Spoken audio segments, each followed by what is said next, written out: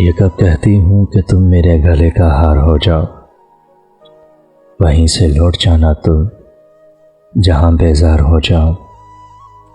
मुलाकातों में वक्फा इसलिए होना ज़रूरी है कि तुम एक दिन जुदाई के लिए तैयार हो जाओ।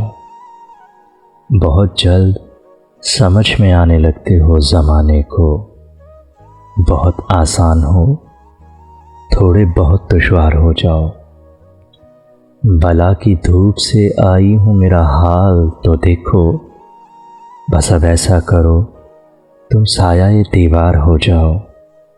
अभी पढ़ने के दिन है, लिख भी लेना हाल दिल अपना, मगर लिखना तभी जब लायके इजहार हो जाओ। वहीं से लौट जाना तुम जहाँ बेजार हो जाओ।